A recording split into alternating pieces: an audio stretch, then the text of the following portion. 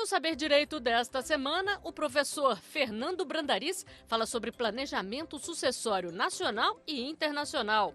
Os temas são a holding familiar, a sociedade de pessoas e de capital, a liquidação em uma holding e as estruturas internacionais.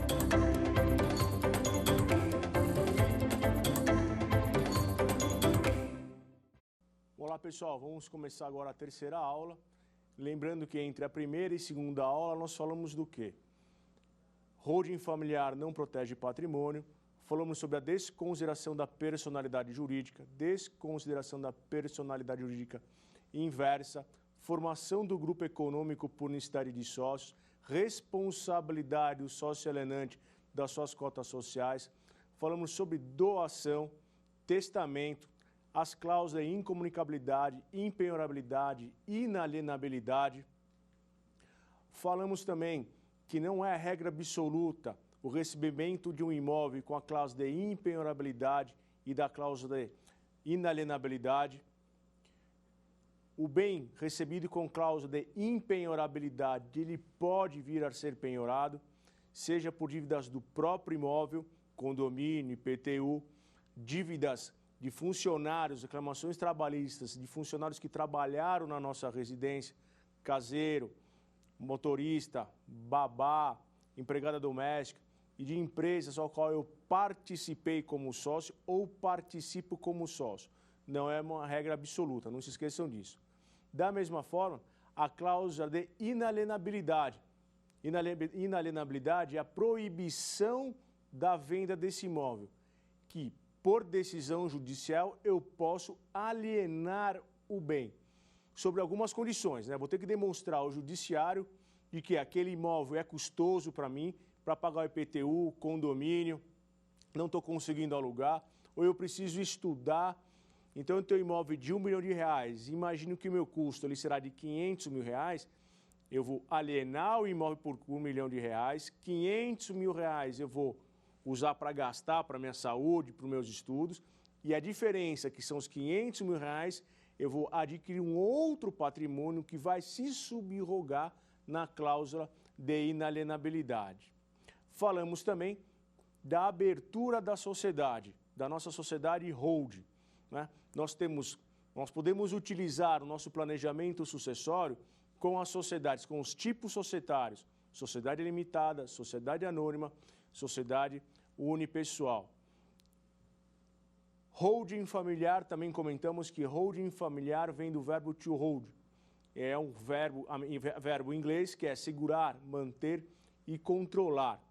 Falamos também sobre o pagamento e o não pagamento do ITBI.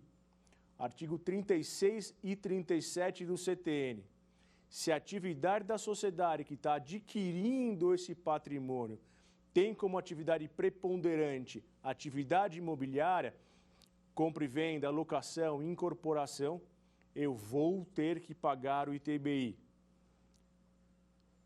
Eu não vou pagar o ITBI quando? Quando a atividade da sociedade não for o ramo imobiliário, como padaria, né, bomboniere, venda de carro, venda de suco de laranja, software. Nesses casos, eu não recolho o ITBI. Se eu tiver 2 ou 3 atividades, administração de bens próprios, ramo imobiliário e venda de software, paga ou não paga o ITBI? Lembre-se, a prefeitura vai analisar qual que é a tua atividade preponderante. Qual que é a atividade preponderante? É o ramo imobiliário, locação e venda de imóvel? Eu vou pagar o ITBI. Não, não é. A atividade preponderante é a venda de carro. Não vou pagar o ITBI. Falamos também da conferência de bens, que é eu integralizar o capital social com os bens da pessoa física ou pessoa jurídica, né? Essa operação de transferir um patrimônio de uma empresa para outra empresa, de uma pessoa física para uma empresa, para formar o capital, aumentar o capital, é chamado conferência de bens. Falamos sobre o ato constitutivo da sociedade, né? Quem deve ingressar na sociedade como sócio? Eu tenho que sempre prestar atenção em quê? Nos meus sócios. Se essas pessoas são empresárias, se não são empresárias. Se são empresárias, se tem passivo, se não tem passivo. Se tem passivo, se existe a possibilidade da sociedade arcar com esse passivo. Se a sociedade, ao qual o meu futuro sócio não tem condições de arcar com esse passivo, o que vai acontecer lá? Vai ter a desconsideração da personalidade jurídica ou vai ter a formação do grupo econômico com a nossa sociedade patrimonial. Ou seja, eu posso perder o patrimônio por culpa de um sócio devedor. Falamos também das doações de cotas sociais, né? A todo momento, se eu utilizar o planejamento sucessório utilizando cotas sociais, a doação de cotas sociais, eu tenho que prestar atenção em que vai chegar um determinado momento, lembrando que o quórum de aprovação na sociedade limitada é 75% e na sociedade anônima é 50 mais 1, vai chegar um determinado momento que os meus herdeiros sócios terão mais do que 75%. Então, a todo momento eu for realizando doações nas alterações contratuais, eu tenho que aumentar o quórum de aprovação.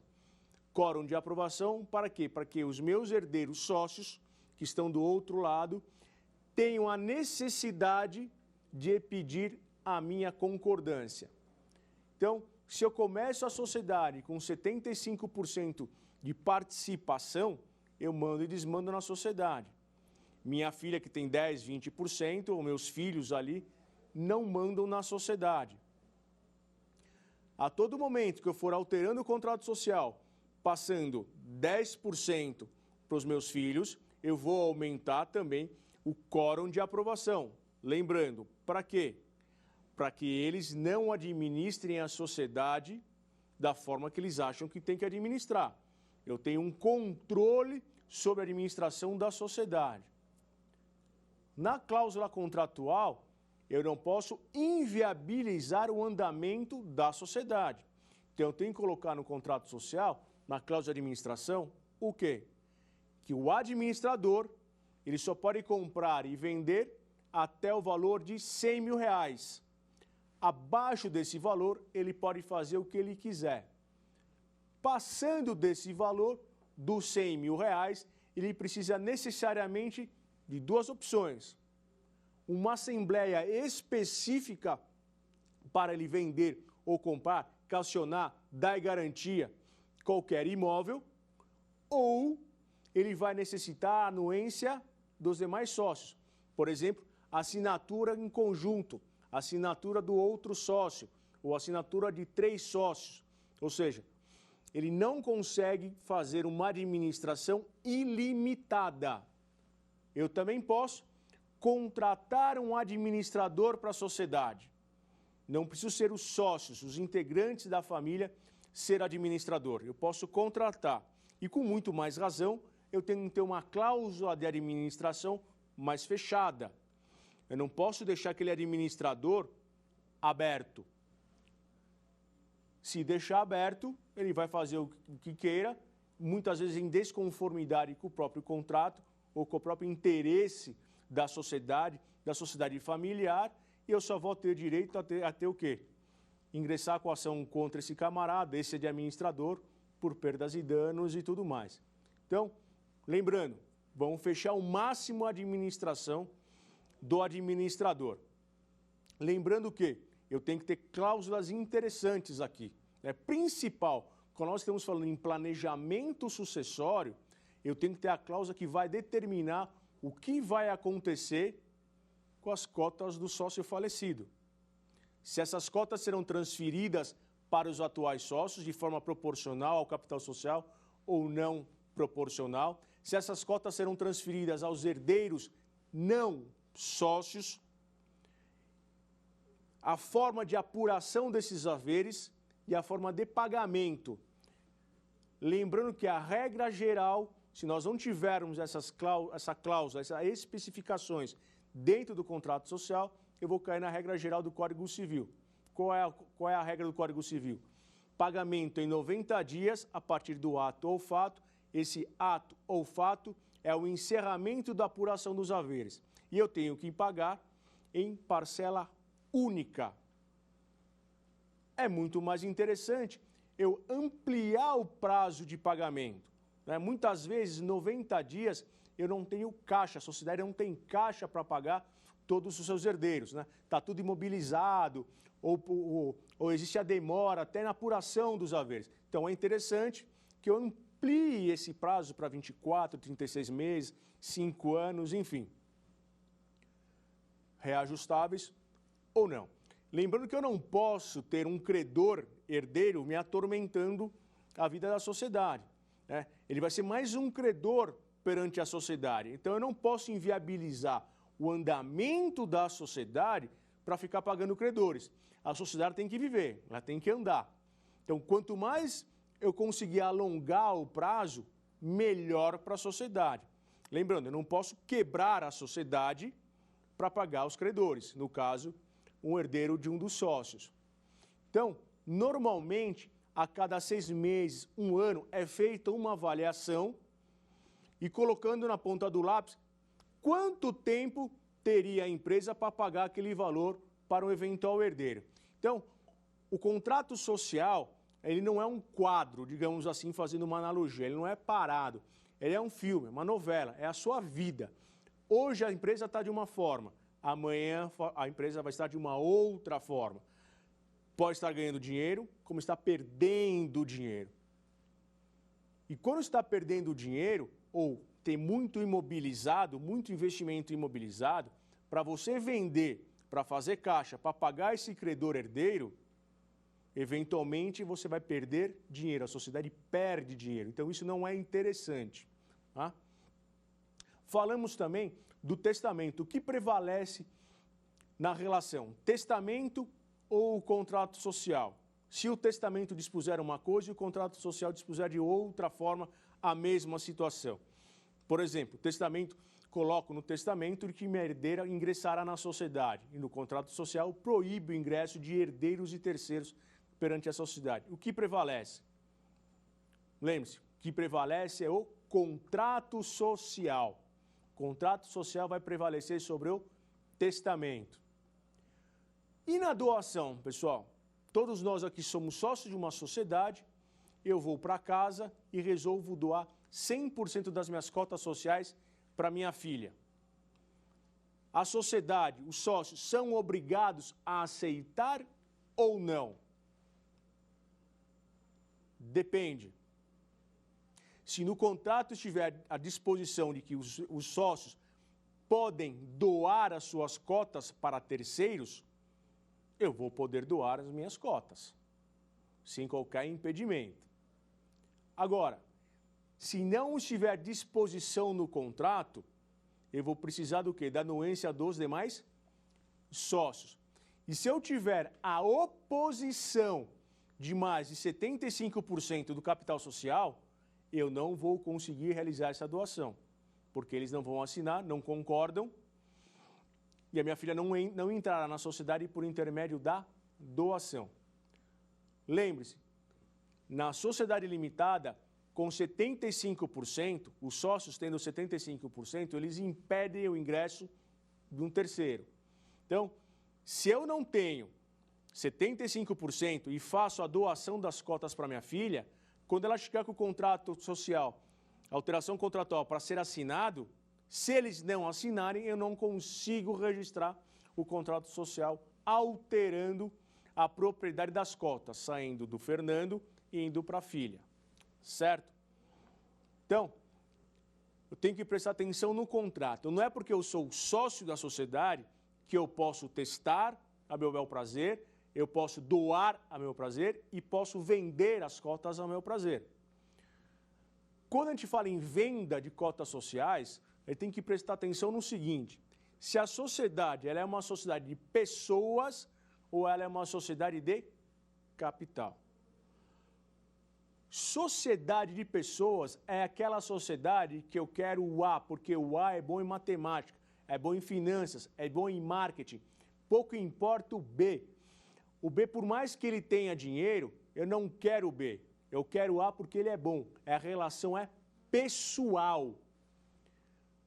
Quando a sociedade é capital, eu quero o B, eu não quero o A. Eu quero o B porque o B tem dinheiro. Eu não quero o A, por mais responsável e competente que ele seja. Eu quero o B. E aonde eu vejo quando uma sociedade é uma sociedade de pessoas e uma sociedade de capital? No contrato social. Se no contrato social estiver expresso de que o sócio pode alienar as cotas sem ter a obrigação de notificar os demais sócios, é uma sociedade de capital. Por quê? Porque as cotas estão livremente cedíveis. Qualquer um pode entrar, qualquer um pode sair. Eu não preciso notificar o terceiro. E os sócios, obrigatoriamente, terão que aceitar esse sócio ao qual eu cedi minhas cotas. Na sociedade de pessoas, eu tenho que dar o direito de preferência para esses sócios. Primeiro eu notifico todos os sócios, se assim desejando, eles têm preferência em adquirir as cotas. Se ninguém tem interesse, eu posso alienar as cotas para o terceiro.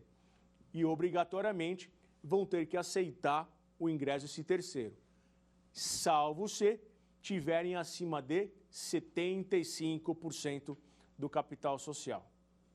Certo? Quando eu monto a sociedade, a partir do momento que eu já tenho o registro dela na junta comercial, tenho o CNPJ, tenho os registros competentes, ela cria o quê? Titularidade. Eu passei a criar uma terceira pessoa. Ela vai ser titular do meu patrimônio. Ela vai ter titularidade processual, titularidade negocial, patrimônio próprio, responsabilidade própria. Então, aquela execução de IPTU não será contra o sócio, será contra a sociedade. Aquela cobrança de condomínio será realizada contra a sociedade e não mais contra o sócio. A sociedade vai ser demandada e ser demandante. Para eu entrar com a ação de despejo contra um locatário, é a sociedade, não é mais o sócio. Por quê? Porque o patrimônio passou a ser da sociedade, não é mais do Fernando, não é mais da pessoa física. Uma situação que acontece muito no dia a dia é aquela situação de que a pessoa ela quer ter uma redução tributária, mas ela não quer pagar o investimento para ter a redução tributária. O que eu quero dizer com isso? A pessoa tem um imóvel locado na pessoa física, está recolhendo 27,5% do recebimento da locação. E o que ela faz? Ela faz um contrato de comodato com uma pessoa jurídica. E essa pessoa jurídica é a que loca o imóvel para terceiros. Ela paga quanto? 15%, porque quem está recebendo a locação é uma pessoa jurídica a qual ela é sócia, a qual essa pessoa jurídica tem um contrato de comodato com a pessoa física sócia. Então a relação é: pessoa física faz um contrato de comodato com a pessoa jurídica. A pessoa jurídica loca o imóvel. Quando a pessoa jurídica loca o imóvel, ela tributa quanto? Os 15%. E eu, como sou sócio, eu recebo lucro dessa pessoa jurídica. Contrato de comodato, todos vocês sabem que é um empréstimo gratuito, não tem remuneração aqui. Isso é fraude. As prefeituras atuam as empresas nesse sentido. Não é que o contrato de comodato ele não existe. Ele existe, tanto é que está na nossa legislação, mas você está utilizando esse contrato para simular o não pagamento do imposto. Qual que é a forma correta aqui? É eu pegar o meu imóvel que está na minha pessoa física, transferir para a pessoa jurídica, pagando o ITBI, e aí sim a pessoa jurídica loca o imóvel a terceiro. Essa é a operação correta, mas no dia a dia a gente vê a operação de forma errada. Então, cuidado com essa operação de celebração de um contrato de comodato entre pessoa física, pessoa jurídica, para a pessoa jurídica receber o pagamento de aluguel. E nessa operação, eu recebo o lucro pela pessoa jurídica, o lucro da operação. Contrato de comodato não existe? Ele existe, mas não foi feito para realizar essa operação que é a simulação. Quando a gente fala em cláusulas contratuais, sempre lembrando aqui, eu já falei no início, lá na primeira aula, não peguem modelinho, sejam assessorados, pensem na estrutura que vocês queiram montar, nas cláusulas contratuais. Talvez para a sua família não seja interessante você ter uma cláusula de exclusão de sócio. Talvez não seja interessante ter uma cláusula de não ingresso de meeiros. Não seja interessante cláusula de não ingresso de herdeiros. Não seja interessante o aumento do quórum para aprovações de algumas operações da sociedade. Então, cada sociedade, cada família tem as suas peculiaridades. Então, vamos analisar o caso concreto. Quando eu vou fazer a sociedade e quero trazer o meu herdeiro, ou os meus herdeiros, eu tenho algumas opções.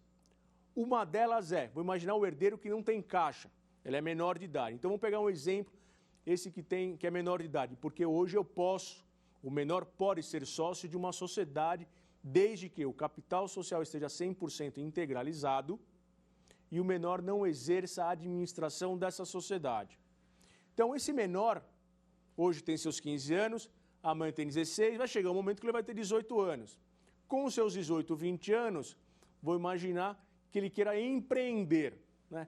Então, quando ele é menor, né, o homem, normalmente ele quer ser dono de balada, danceteria, bar, loja de carro, mecânica, loja de som. A mulher, normalmente, ela quer ter loja no shopping ou cabeleireiro, enfim. Não foge muito disso, dessas pessoas que é menor e ficam um pouco maior. Elas querem empreender e muitas vezes não foge muito desses negócios. Vou imaginar que eu coloquei esse meu filho com 16, 17 anos na sociedade, chegou com 18 anos e resolveu empreender. Deu errado o empreendimento dele. O que eventualmente pode acontecer? Formação de grupo econômico por unicidade de sócios. Ele é sócio da minha holding patrimonial, do nosso planejamento sucessório, e também é sócio de um outro negócio que deu errado. Vai juntar. E na trabalhista, a trabalhista ela não respeita, normalmente, o seu trabalho não respeita a participação societária dos sócios. O que eu quero dizer com isso? Se eu tenho 10% da sociedade, eu vou responder por 100%. Quando existe a formação do grupo econômico, vamos imaginar que meu filho lá na sociedade, ele tem 90%. E na nossa sociedade, ele tem 10%, cuja participação dele é de R$10.000. E lá, o prejuízo que ele deu lá é de R$1 milhão. O credor lá vai tentar pegar o patrimônio da nossa sociedade acima do valor da participação societária dele. Lembra qual era o valor dele? R$100.000. Prejuízo que ele deixou lá, R$1 milhão. A nossa empresa patrimonial vai ser responsabilizada por R$1 milhão. Ou seja, o valor da dívida do meu sócio vai respingar no meu patrimônio. Muitas decisões no judiciário trabalhista vão nesse sentido. Outra informação importante aqui quando a gente fala de desconsideração da personalidade jurídica. Vou imaginar que nós somos sócios e nessa sociedade eu tenho 10% da participação social, do capital social. E meu outro sócio, ele tem 90%. Sociedade executada, não paga, ocorre a desconsideração da personalidade jurídica e atacam os meus bens pessoais. Meu sócio, por mais que ele tenha 90% de participação societária, ele não tem patrimônio na sua pessoa física. E eu, com 10%, tenho patrimônio. A responsabilidade vai cair sobre quem? Eu, com 10%. E aí eu vou ter que entrar com ação de regresso contra o meu sócio. Por quê? Porque ele tinha responsabilidade sobre 90% e a minha responsabilidade era somente 10%. Então, essa relação, essa proporcionalidade 90, 10, 60, 40, 70, 30, tomem cuidado. Você não é responsável somente pelo capital social descrito no contrato social. Tá? Isso, a informação eu trago, por quê? Porque muitas vezes você traz um filho e coloca dentro da sociedade com 1%, 5%, 10%. Deu problema lá, vai respingar aqui na sociedade, mas não com base na participação societária dele, mas sim num geral. Isso acontece muito nas decisões da Justiça do Trabalho. Nas execuções fiscais também acontece isso. No Judiciário Civil não acontece dessa forma. Então, atenção. Quando eu trago o filho, vamos imaginar agora que eu vou trazer um filho maior e eventualmente ele pode não ter caixa. Quando a gente celebra o contrato, vocês já devem ter visto a palavrinha subscrição e integralização. Então tem lá, fulano de tal, subscreve e integraliza nesse ato R$10.000. O que é a subscrição? A subscrição é a promessa do fulano em transferir para a sociedade, a título de formação do capital social, aquele valor. É uma promessa. E a integralização é a efetiva entrega do valor para a sociedade. Então, eu posso montar, todos nós aqui podemos montar uma sociedade, de que subscreve R$10.000, os quais serão integralizados em dezembro do ano tal. Então, ou seja, eu prometi para a sociedade que no mês tal do ano tal, eu vou efetivamente transferir um dinheiro da pessoa física para a pessoa jurídica para integralizar o capital, cumprir o que está escrito no contrato social. Se eu tiver um sócio com essa cláusula contratual de somente subscrição, a não integralização, todos os sócios estão com a responsabilidade ilimitada. O que é a responsabilidade ilimitada? Aí sim, eu não tenho mais a minha participação, aqueles 10%, 20%. Eu tenho a responsabilidade ilimitada, mesmo não tendo a desconsideração da personalidade jurídica. A execução vai direto para os sócios. Agora, quando eu tenho sócio, todos os sócios subscreveram e integralizaram, aí assim a responsabilidade é limitada. Mas lembre-se, da mesma forma que nós temos na nossa legislação, no Código Civil, a responsabilidade limitada dos sócios, nós temos também no artigo 50, que eu informei na primeira aula, a desconsideração da personalidade jurídica. E no artigo 28 do Código de Defesa do Consumidor, que essa limitação da responsabilidade, ela cai. E o patrimônio pessoal do sócio é responsabilizado pelo passivo da sociedade. Então, se eu quero montar uma sociedade com os meus filhos, os quais eles não têm, naquele momento, caixa para integralizar, eu posso fazer o ato constitutivo e colocar que a minha filha fulana de tal subscreve nesse ato R$10.000, os quais serão integralizados no dia tal, do mês tal, do ano tal. Essa operação eu faço quando não tem caixa, os meus herdeiros não têm caixa. Lembrando que se a minha filha não integralizar esse valor, todos os sócios têm a sua responsabilidade ilimitada. O que eu posso fazer, casar as datas nessa integralização? Eu posso colocar que a integralização do valor será realizada no mês tal, ano tal. E esse mês tal, ano tal, é o momento da distribuição do lucro dessa sociedade. Então, a minha filha vai receber o lucro da sociedade e vai devolver o dinheiro para a sociedade com forma de integralização da sociedade.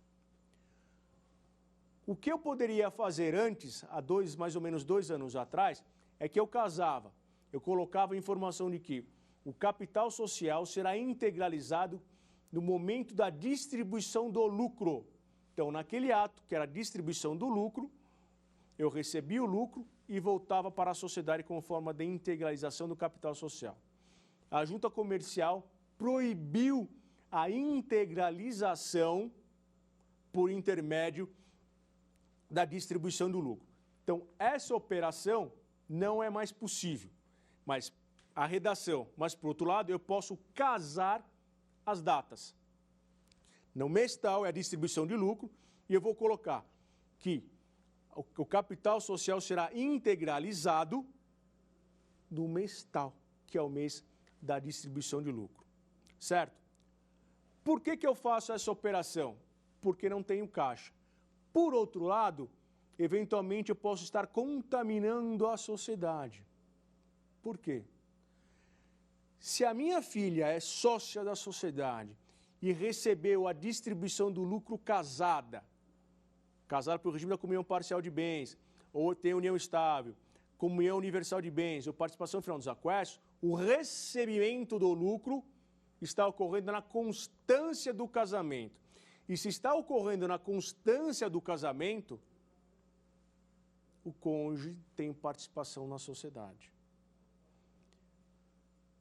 Para eu evitar isso, a única forma é a doação com cláusula de incomunicabilidade. Fernando, mas eu posso vender a minha participação societária para minha filha? Pode. Só que lembre-se que eu disse na primeira aula, compra e venda não tem cláusula de incomunicabilidade. Se a sua filha for casada, vai comunicar com o cônjuge, salvo se ela for casada pelo regime da separação total de bens. Se ela for casada por qualquer outro regime, vai comunicar. Mas ainda, com exceção, do regime da comunhão universal de bens. Se ela for casada por regime da comunhão universal de bens, vai contaminar.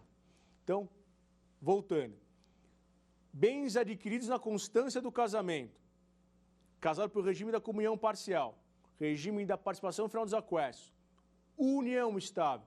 Regime da comunhão universal de bens, vai comunicar o bem. Só não vai comunicar o bem se for casado pelo regime da separação total de bens. E um alerta.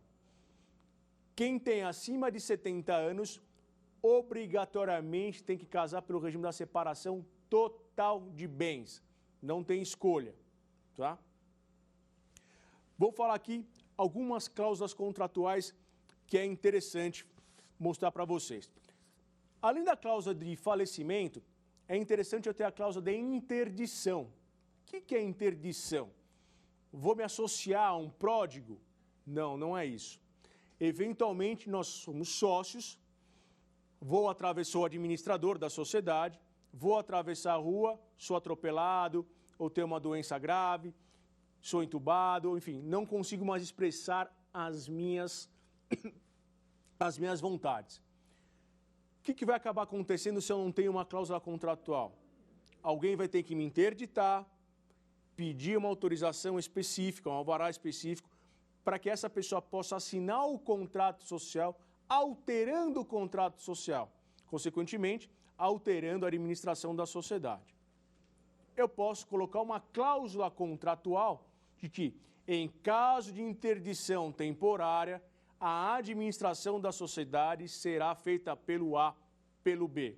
Ou o sócio com maior participação societária, o sócio mais velho, o sócio que já está na administração, enfim, cada caso, um caso. Tá? Então, lembre-se, cláusula de interdição é importantíssima tanto quanto a cláusula de falecimento do sócio. Certo?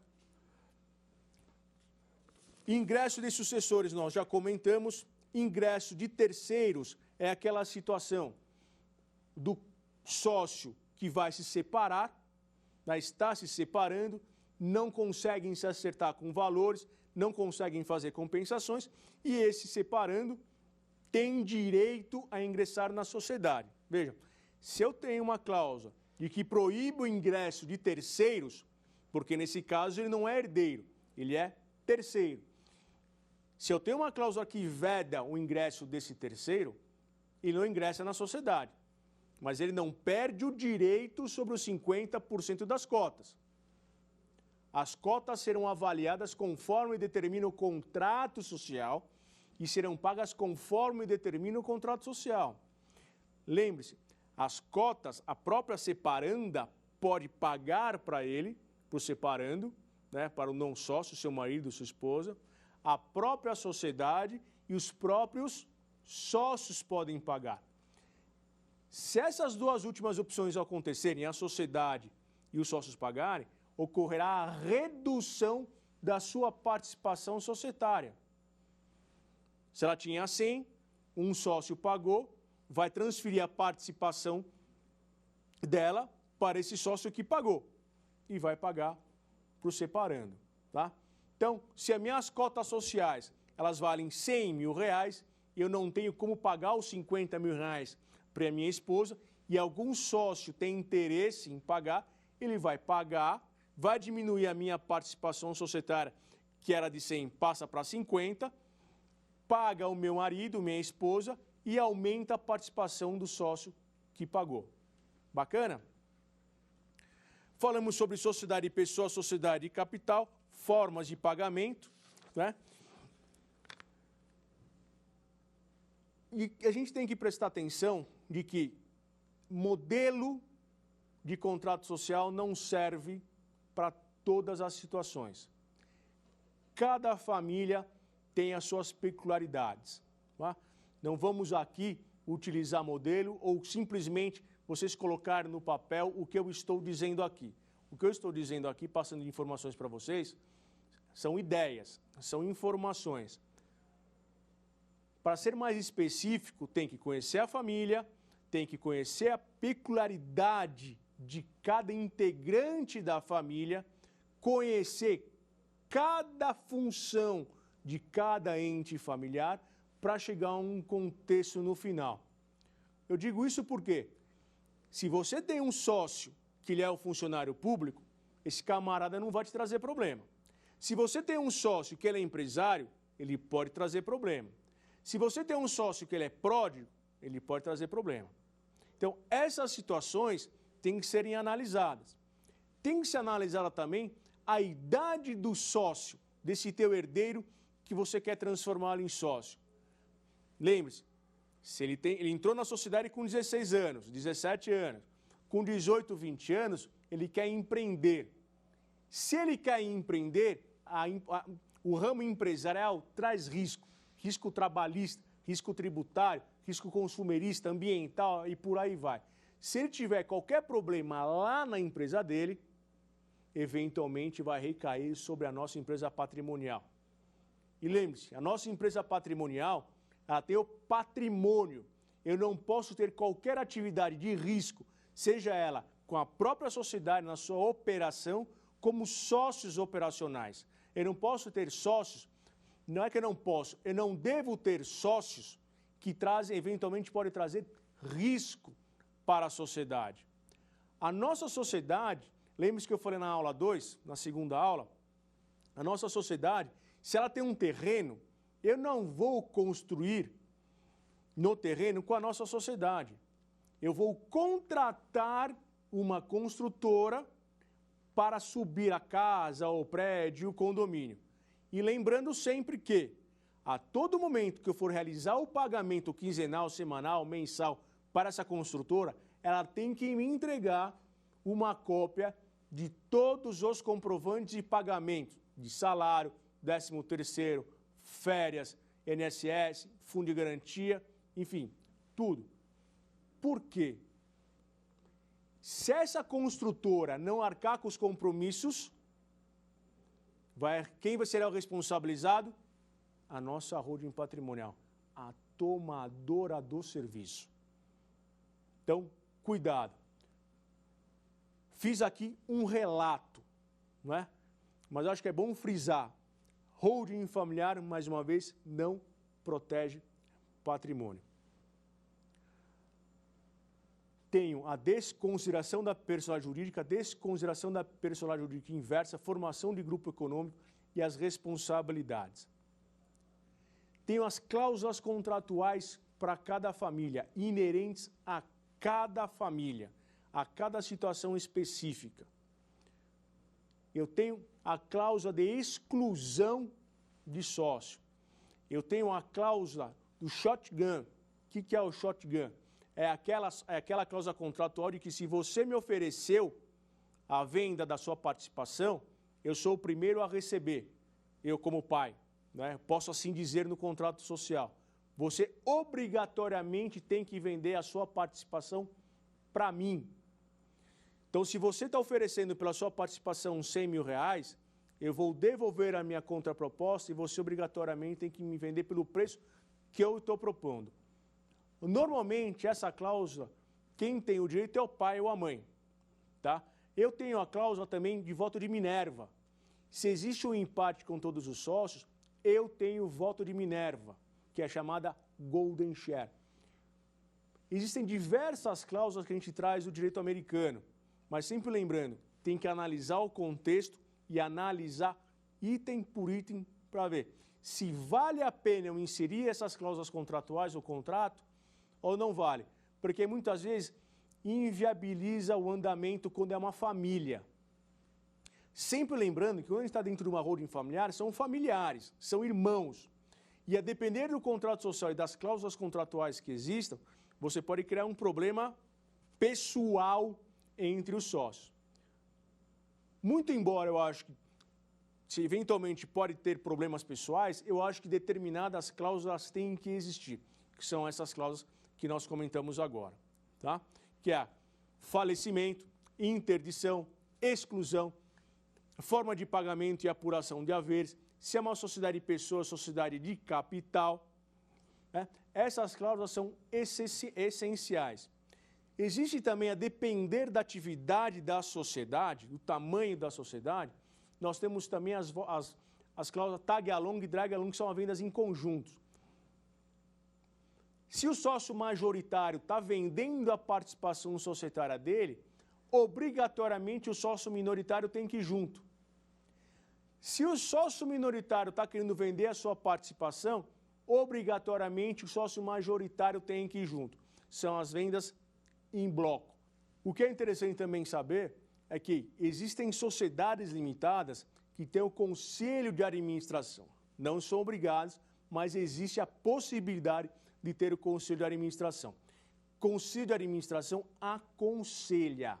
Quem manda e desmanda na sociedade é a Assembleia. Então, a Assembleia vai nomear os conselheiros. No mínimo 3 conselheiros para não dar empate. Por que é difícil um pouco difícil na sociedade limitada? Porque normalmente o sócio que quer ser conselheiro, nomeado e tal, ele quer ter uma remuneração. Então, muitas vezes a sociedade limitada, não, a família, não, o rendimento da sociedade não consegue arcar com os custos desse conselheiro. Posso ter conselheiros de mercado, terceiros, não sócios? Pode, mas da mesma forma, eles querem ser remunerados. E aí, muitas vezes, a sociedade não consegue arcar com os custos de ter 3 conselheiros na sociedade. Quando isso acontece, querem ter o conselho, mas não têm condições financeiras de manter o conselho, para casos específicos, a sociedade contrata uma pessoa específica para aquele tema, para laudar, para aconselhar. Então, conselho de administração pode ter na sociedade limitada? Pode. É possível? É, mas demanda custos. Certo, pessoal? Então, lembrando aqui, a partir do momento que eu abri a sociedade e montei a sociedade passa a ser proprietária dos bens. Ela tem a titularidade processual, negocial, ela é responsável pelo seu patrimônio. Ela será demandada e será demandante na sociedade. Eventualmente, a sociedade pode ser responsabilizada e transferir essa responsabilidade para o sócio. Vai ocorrer quando? Quando ocorrer a desconsideração da personalidade jurídica. Então, a sociedade está sendo executada por dívidas de condomínio e IPTU, o credor pede todas as penhoras, não localiza mais nada, porque aquele imóvel também já tem diversas outras penhoras sobre o mesmo imóvel. O credor pede o quê? A desconsideração da personalidade jurídica, para atacar o quê? Os bens dos sócios. E aí a coisa inverte, né? O que era um problema de uma empresa operacional que foi transferido para a empresa patrimonial, está ocorrendo ao contrário. A empresa patrimonial está levando o risco para a empresa operacional.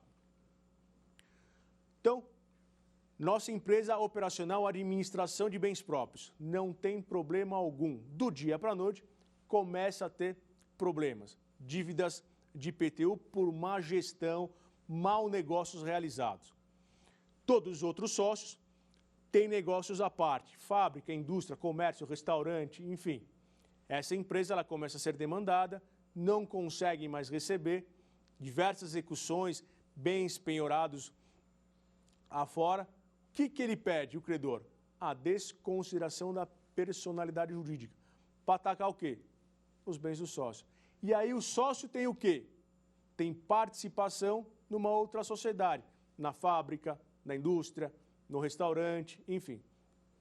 Esse credor, ele vai pedir a transferência da execução para essas outras empresas por desconsideração da personalidade jurídica. Lembre-se, desconsiderou a personalidade jurídica, quem passou a ser o devedor? O sócio. Vou imaginar que seriam todas pessoas físicas. Quem que é a pessoa física que está lá? O Fernando. O Fernando tem participação em qual sociedade? Na indústria. O credor vai lá penhorar o patrimônio da indústria. Ele pode também pedir a formação do grupo econômico entre a nossa holding patrimonial com o restaurante, a fábrica e a indústria, por unicidade de sócios. Ou seja, resumindo, o Fernando está deixando de pagar os impostos, está deixando de pagar as verbas trabalhistas, enfim, o que for, e está investindo no restaurante. Então, existe a formação do grupo econômico por unicidade de sócios. Pessoal, vamos para o quiz agora?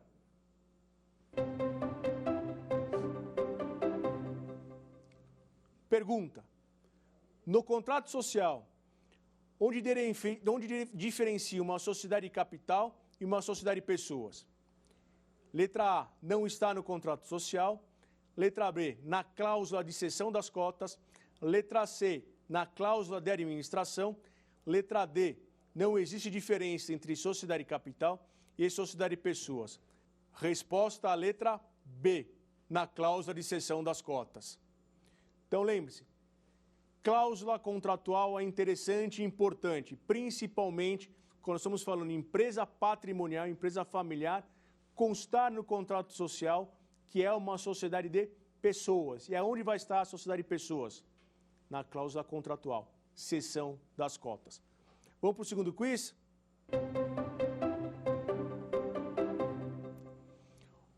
O credor do sócio pode pedir a penhora das cotas de uma sociedade limitada? Letra A, sim. Letra B, não. C, depende do valor do capital social. Letra D, não. Somente ações de uma sociedade anônima. Resposta correta é a letra A, sim. O credor pode pedir tanto a penhora nos lucros da sociedade, daquele sócio devedor, como a penhora das cotas daquele devedor. Vamos para o terceiro quiz?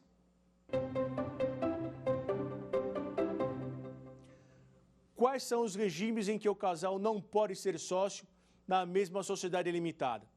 Comunhão parcial de bens e separação convencional. Letra B, comunhão universal de bens e separação obrigatória. Letra C, não existe proibição. Letra D, participação final nos aquestos e comunhão universal de bens. Resposta correta é a letra B, comunhão universal de bens e separação obrigatória de bens. Pessoal, fazendo um resumo do que nós vimos nessa última aula. Falamos sobre principais cláusulas contratuais, principais: cláusula de falecimento, interdição, exclusão de sócio, sociedade de ingresso ou não ingresso de herdeiros e terceiros. Falamos sobre doação de cotas sociais, falamos sobre o testamento, o que prevalece, se é o contrato social ou se é o testamento, sempre vai prevalecer o contrato social. Falamos também da titularidade da nossa sociedade. A partir do momento que a gente monta a sociedade, tem os registros, ela passa a ser proprietária do patrimônio e ter as responsabilidades do patrimônio. Então, ela vai ter a responsabilidade patrimonial com o seu próprio patrimônio. Aquelas execuções, aquelas dívidas, quem será responsabilizado? A própria sociedade com o seu próprio patrimônio. Falamos também da formação de grupo econômico, desconsideração da personalidade jurídica, desconsideração da personalidade jurídica inversa. Falamos da doação como forma de um planejamento sucessório das cotas sociais. Sempre lembrando, se eu utilizar a doação como forma de planejamento sucessório, é interessante que eu faça o quê como pai? A todo momento que eu for transferindo cotas sociais para os meus herdeiros, eu aumento o quórum de aprovação. Vai chegar um determinado momento que a minha filha, meus filhos, terão acima de 75%, que é a participação, quórum exigido para mandar e desmandar na sociedade limitada. Na sociedade anônima, 50+1. Então, eu tenho que ter um quórum de que os meus herdeiros, sócios, não administrem a sociedade a bel prazer. Então, se eu tenho, no final das doações, 10% do capital social dessa sociedade, eu tenho que ter um quórum de, no mínimo, 91%. Para quê? Para que a minha filha, meus herdeiros, não administrem a sociedade a seu bel prazer. É interessante também que eu tenha as cláusulas contratuais bem expressas, bem redigidas. Não adianta eu ter uma cláusula expressa. Fica a critério dos herdeiros ingressarem ou não ingressarem na sociedade. E aí depois uma cláusula embaixo diz o seguinte: é proibido o ingresso de terceiros em caso de falecimento do sócio. Existe uma ambiguidade. Acontecendo isso, aconteceu o quê? Judiciário. É interessante também que eu tenha a cláusula de apuração dos haveres, a forma de pagamento. Para quê? Para que eu consiga já decidir a forma, a sociedade já saiba como vai agir em caso de falecimento dos sócios. Na próxima aula, eu vou voltar a alguns assuntos dessa aula que nós fizemos aqui. Desde a primeira aula até a segunda aula, vamos montar uma mini aula, um breve resumo para a gente começar a quarta aula. Bacana? Lembrando, sou Fernando Brandariz, advogado especializado em direito empresarial. Quer dar uma sugestão de tema para os cursos do Saber Direito? Então mande um e-mail para saberdireito@stf.jus.br ou entre em contato pelo nosso WhatsApp. O número é esse que aparece na sua tela. Você também pode estudar pela internet. Basta acessar o site tvjustiça.jus.br ou rever as aulas no canal da TV no YouTube. TV Justiça Oficial.